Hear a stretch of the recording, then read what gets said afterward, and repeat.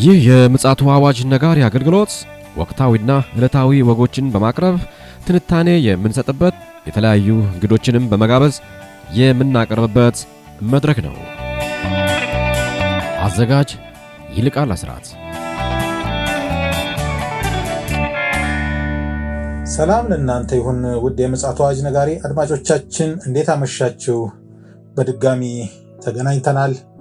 በዛሬው በሰኞ ምሽት መልሰን ተገናኝተናል። ቀደም ሲል ተገናኝተን ነበረ። በርካታ መረጃዎችንም ወንድማችን ፓስተር አለማየሁ አጋርቶናል። እንዲሁም ወቅታዊ የሆነ መልእክትም ጭምር አጋርቶናል።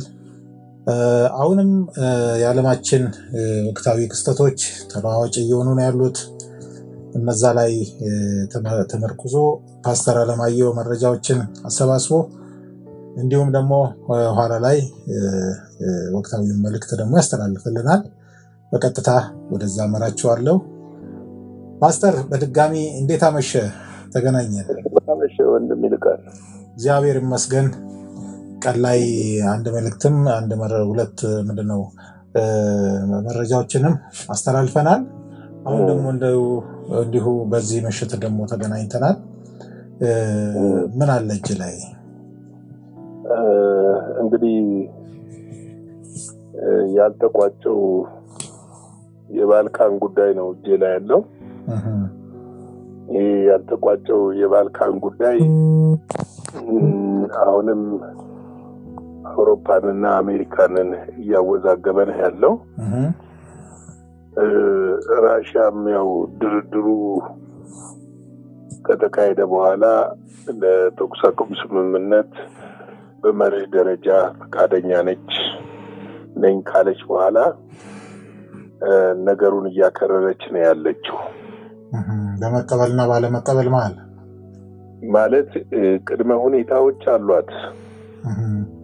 ባለፈው 3 ነጥብ ለማንሳት ሞክረን ነበረ እና ያ ቅድመ ሁኔታ የግድ መሟላት አለበት ነው የምትለው። እንግዲህ በዚህ ጉዳይ ላይ በትናንትናው ዕለት ፕሬዚደንት ዶናልድ ትራምፕ ለፎክስ ኒውስ እና በድረገጻቸውም ላይ የሆነ ጽሑፍ ጽፈዋል። ለፎክስ ኒውስ መግለጫ ሰጥተዋል። እንደዚሁም የራሽያ የውጭ ጉዳይ ሚኒስትርም ምክትል ሚኒስተር እሳቸው መግለጫ ሰጥተዋል። ምንድነው በነገው ዕለት የአሜሪካው ዶናልድ ትራምፕ እና የራሽያው ቭላዲሚር ፑቲን የስልክ ውይይት ያደርጋሉ። እንግዲህ የዚህ የስልክ ውይይት ዋና ርዕስ በተኩስ አቁሙ ላይ እንደሆነ ተመላክቷል እና በተኩስ አቁሙ ላይ በሚደረገው ንግግር ውይይት በዋናነት 3 ሀሳቦችን ያነሳሉ ተብሎ ይጠበቃል። ቭላዲሚር ፑቲን በዋናነት ከተኩስ አቁሙ በፊት ራሽያ አንድ ዋስትና ትፈልጋለች። እሱ ምንድነው? ዩክሬን የኔቶ አባል እስከ ፍጻሜው እንደማትሆን ማረጋገጥ ትፈልጋለች እና ይህንን ለዶናልድ ትራምፕ ያነሳሉ ተብሎ ይጠበቃል። በእርግጥ ዶናልድ ትራምፕ በዚህ ጉዳይ ላይ ቀደም ሲል አቋማቸውን አሳይተዋል። ይሁን እንጂ የለዘበ ነገር እንዳይኖር፣ ምክንያቱም አውሮፓውያኖች አባል መሆን አለባት ብለው እየተከራከሩ ስለሆነ ዩክሬንም ዘለንስኪ እዚህ ጦርነት ውስጥ የገባው በዚህ ጉዳይ በመሆኑ ይሄንን አባልነቱን የመተው ወይም ደግሞ ለዘብ የማድረግ ነገር አይታይም። ስለዚህ በዋናነት ይህንን ያቀርባሉ ተብሏል። በሁለተኛ ደረጃ ያው የታወቁትና አራቱን ግዛቶች የነሱ እንደሆነ የራሻ እንደሆነ ዋስትና እንዲያገኙ ይፈልጋሉ እና እነዚህን ዋስትና እንዲያገኙ መፈለግ ነው። ሌላው ይነጋገሩበታል፣ ትኩረት ተሰጥቶ ይነጋገሩበታል የሚለው የተባለው 1000 ኪሎ ሜትር ርዝመት ያለው የጦር ቀጠናን ሰላም በማስከበር ሂደት ማን ይቆጣጠራል የሚለው ነው። እንግዲህ ምንድነው መሰለ ይሄ በእንዲህ እንዳለ የፈረንሳዩ ፕሬዚደንት ኢማኑኤል ማክሮን እኔ የአውሮፓ ክብሪት ቢባሉ የሚያንስባቸው አይመስለኝም። ለሰላም ምንም አይነት ፍላጎት የላቸውም። ምንድነው እያሉ ያሉት እኛ ጦርነቱ ተኩሱ እንደቆመ ወደ ዩክሬን እንገባለን ነው ያሉት። ወደዚህ ለመግባት ደግሞ መብት ያላት ዩክሬን እንጂ ራሽያ አይደለችም። የራሽያን በጎ ፍቃድ የምንጠይቅበት ምንም ምክንያት የለም ብለው ተናግረዋል።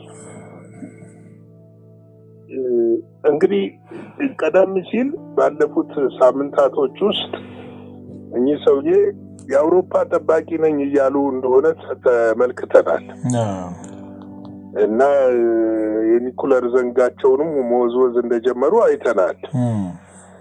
እና ምንድነው ትልቁ ፍላጎታቸው በተለይ ፈረንሳይና እንግሊዝ ጦርነቱ እንዲቆም የፈለጉ አይደሉም።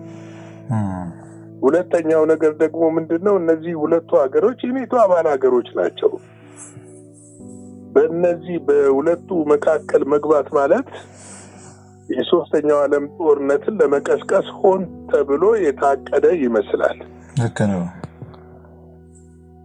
ሆን ተብሎ ያቀዱት ነገር ይመስላል።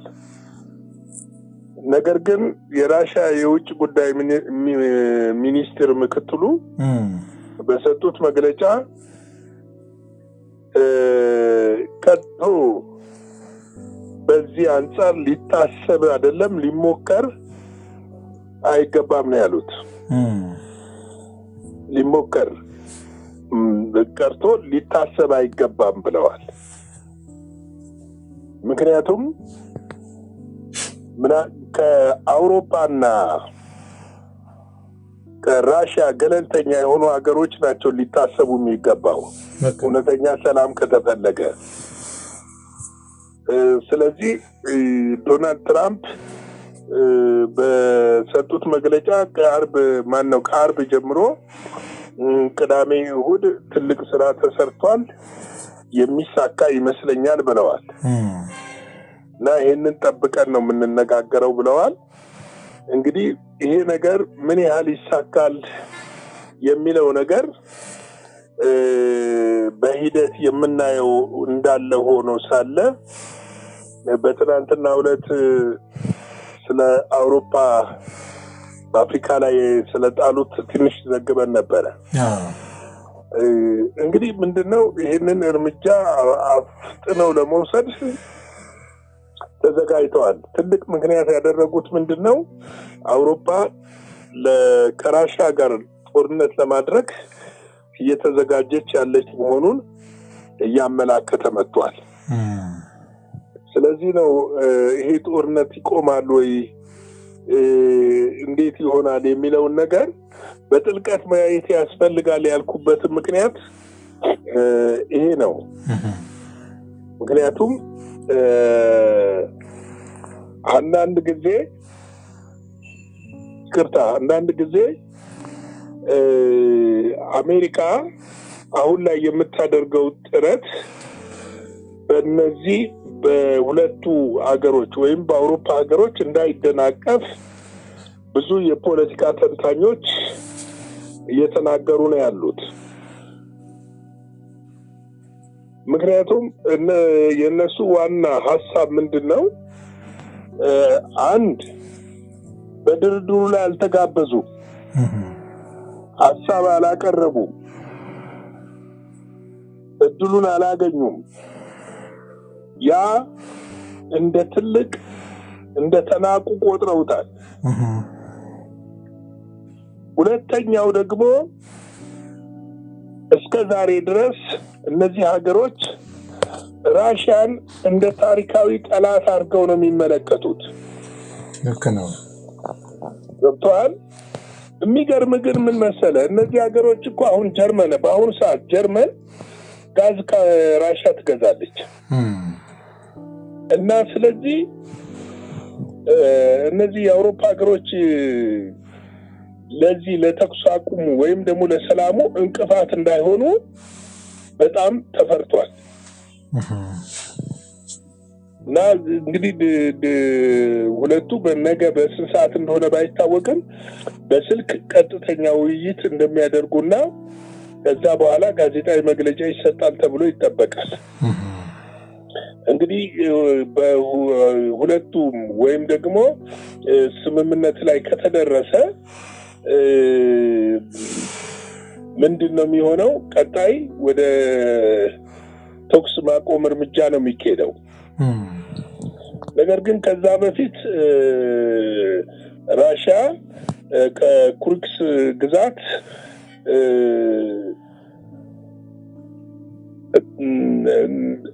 ጠራርጋ አስወጥታለች። የዩክሬንን ጦር ማለት ነው። አዎ የዩክሬንን ጦር ጠራርጋ አስወጥታለች። አንድ ትልቅም ከተማ ይዛለች። እና ጦርነቱ እስካሁን ድረስ እኔ ይሄን እስከምንዘግብ ድረስ ከበፊቱ በበለጠ እየተፋፋመ እንጂ የቀነሰ ነገር እየታየ አይደለም። እና እንግዲህ ቀጣዩን ወደፊት የምናየው ይሆናል። ነገር ግን አሁን ብዙ የፖለቲካ ተንታኞች የሚፈሩት የአውሮፓ ጣልቃ ገብነት የተበራውን የሶስተኛው ዓለም ጦርነት ወይም የኒኩለር ጦርነት ይቀሰቅሳል የሚለው ነው። ደግሞም እንግሊዝና ፈረንሳይ ሰላም እናስከብራለን ብለው ከገቡ የማይቀር ጉዳይ መሆኑን ሊታወቅ ያስፈልጋል። ስለዚህ በዚህ ውስጥ እንግዲህ እኛ በዚህ ውስጥ ነን ያለነው። በዚህ መሃል ይሄ የመጨረሻው ዘመን ነው። እንግዲህ በመጨረሻው ዘመን የሚታዩ ነገሮች ደግሞ በዋናነት እነዚህን የመሳሰሉ ነገሮች ናቸው የሚታዩት። እንግዲህ ቅዱሳን በፊት ይልቅ ሁሉም ነገር መዘጋጀት እንዳለብን ያመለክተናል። ምክንያቱም አሁን የምናየው ነገር እጅግ በጣም አደገኛ ነገሮች ነው እየተመለከትን ያለ ነው።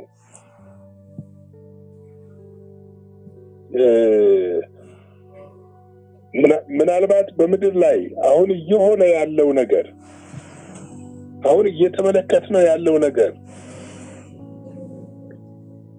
እየጨመረ የሚመጣ ከሆነ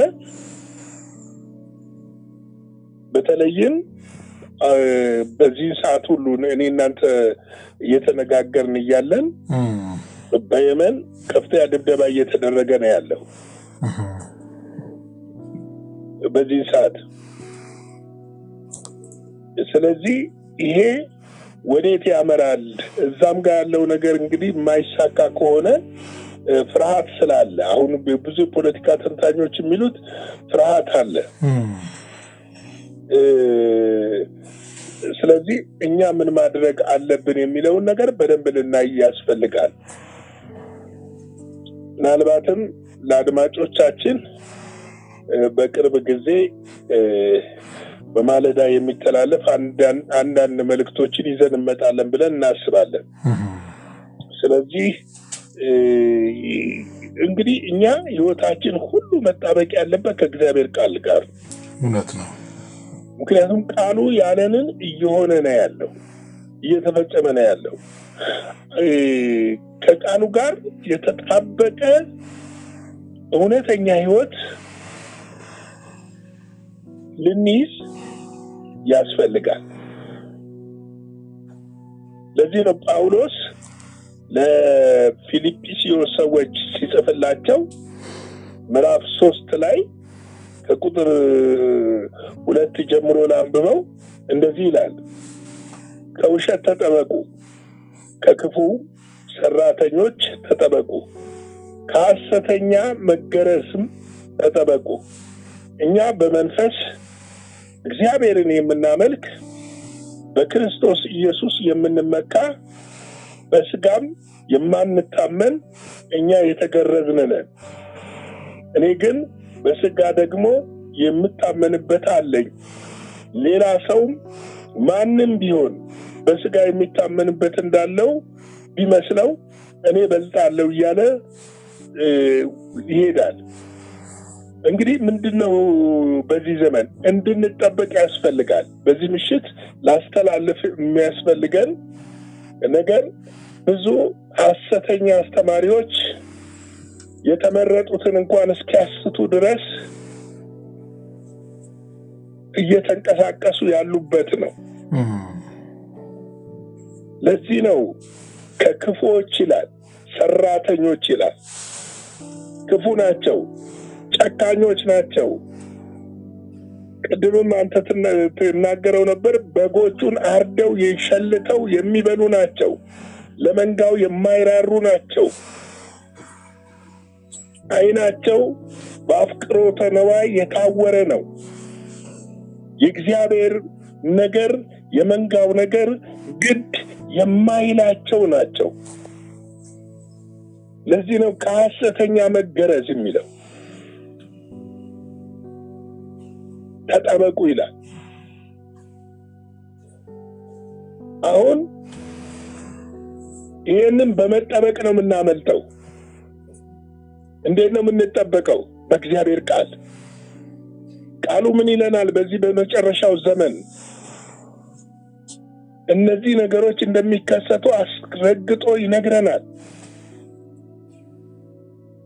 ትንቢትን እንድንመረምር፣ እንድንፈትን፣ መልካሙን እንድንይዝ፣ ክፉውን እንድንጥል ይነግረናል። ስለዚህ ዛፍ በፍሬው እንደሚታወቅ ሁሉ እነዚህም ክፉ ሰራተኞች በምን ይታወቃሉ? በፍሬያቸው እናውቃቸዋለን። በሽንገላ የተሞሉ ፍቅር የሌላቸው እግዚአብሔርንም የእግዚአብሔርን ሕዝብ የማይወዱ ግን እንደሚወዱ መስለው የሚያስመስሉ ሐሳዊ ናቸው። ስለዚህ ነው ከነዚህ ተጠበቁ የሚለን። ለዚህ ነው እኛ በመንፈስ እግዚአብሔርን የምናመልክ በክርስቶስ ኢየሱስ የምንመካ በስጋ የምንታመን እኛ የተገረዝንንና ይላል። እኛም በመንፈስ እግዚአብሔርን የምናመልክ ነን። ሰውንና ሁኔታን አይተን አይደለም የምናመልከው። ስለዚህ ወገኖቼ በዚህ ዘመን በጣም ከብዙ ነገር ልንቆጠብና ልንጠበቅ ያስፈልገናል። ለምን? በምድር ላይ ብዙ ሐሳዊ መሲዎችና ሐሳዊ መምህራኖች አሉ። በሚያባብል ቃል የሚሸነግሉ ከእግዚአብሔር በመጨረሻው ሰዓትና ዘመን ሊያፋቱን ቆርጠው የተነሱ የበግ ለምድ የለበሱ ገግ የሚመስሉ ከእግዚአብሔር የተላኩ የሚመስሉ ሐሳዊውን መሲህ የሚሰብኩ በምድራችን ላይ በግልጽ እየታዩ ያሉበት ሰዓት ስለሆነ ይህንን ልንረዳ ልናውቅ ያስፈልጋል እላለሁ። በዚህ ምሽት ላይክ፣ ሼር፣ ሰብስክራይብ አድርጉ። ይህንን አገልግሎት በሁሉም መስክ እንድትደግፉና መልእክቶቻችንን ለሌሎች እንድታደርሱ በጌታ ፍቅር ጠይቃችኋለሁ። የእግዚአብሔር ጸጋ፣ ሰላም፣ ምሕረትና ቸርነት የልጁ የኢየሱስ ክርስቶስ ጥበቃ ከሁላችን ጋር ይሁን። በአገር ውስጥ ላላችሁ መልካም ሌሊት፣ በውጭ ላላችሁ ደግሞ መልካም ቀን እላለሁ። ተባረኩልኝ። እግዚአብሔር ይባርክ ፓስተር። እውነት ነው። ከክፉዎች ተጠበቁ ይላል እግዚአብሔር ቃል። ከእንደዚህ አይነት የተኩላ ለምድ ከለበሱ ወይ ደግሞ የበግ ለምድ ከለበሱ ተኩላዎች እንድንጠበቅ የእግዚአብሔር ምሕረትና ቸርነት አብሮ እንዲሆን ምኞታችን ነው። ቀደም ሲል ፓስተር አለማየሁ አንድ ጠቆም ያደረገው ነገር አለ። ፓስተር አለማየሁ እንግዲህ በጣም እግዚአብሔር በውስጡ ትልቅ የሆነ ጸጋ ያስቀመጠበት ወንድም እንደሆነ በግሌ ያውቃለሁ። እንግዲህ አንድ ፕሮግራም ለመጀመር አስቧል።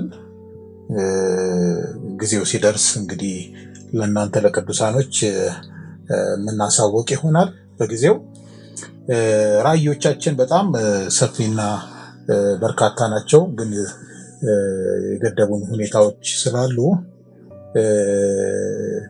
በእኛ ራእይ እንግዲህ የምታምኑ ወይ ደግሞ መደገፍ እንፈልጋለን የምትሉ ወገኖች ካላችሁ መደገፍ ትችላላችሁ። እንግዲህ ጊዜው እየጨለመ እየከሰመ ነው ያለውና መከሩ ስራ ላይ ተረባርበን በርካታ ወገኖችን ከሞት የምናስመልጥበት እድል ስላለ በዛ እድል ደግሞ ሁላችንም እንድንጠቀም የእግዚአብሔር ጸጋ እንዲያግዘን እንመኛለን። በሁሉ እንግዲህ እግዚአብሔር እንዲረዳን የእናንተ እገዛ ያስፈልገናል። የእናንተ ጸሎት ያስፈልገናል። በየትኛውም ዘርፍ ልታግዙን የምትወዱ ወገኖች ካላችሁ በስክሪኑ ላይ ባለው አገልግሎት ወይ ደግሞ የአድራሻ እኛን ማግኘት ትችላላችሁ። ከዛ በተረፈ የእግዚአብሔር ጸጋና ምሕረት ከእያንዳንዳችን ጋር እንዲሆን እንመኛለን። የእግዚአብሔር ምሕረት አብሮን ሁልጊዜ ስላለ እግዚአብሔር እናመሰግናለን። ለመጣልን መረጃና የእግዚአብሔር ቃል ፓስተር አለማየሁ እግዚአብሔር አብዝቶ ይባርክ እንላለን። የእግዚአብሔር ፈቃድ ከሆነ በነገው ዕለት በሌሎች መረጃዎችና ወቅታዊ መልእክት ተመልሰን የምንመጣ ይሆናል። ለአሁኑ ግን ይህንን ይመስላል ያለን መረጃና መልእክት። የእግዚአብሔር ምሕረት ከእያንዳንዳችን ጋር ይሁን። መልካም ምሽት ይሁንላችሁ። ደህና ደሩ። አዘጋጅና አቅራቢ ይልቃል አስራት ነበር። ለዛሬ ያዘጋጅንላችሁ ይህንን ይመስላል። በሌላ ጊዜ በሌላ ርዕሰ ጉዳይ እንገናኛለን። የምፅዓቱ አዋጅ ነጋሪ አገልግሎት። መልካም ጊዜ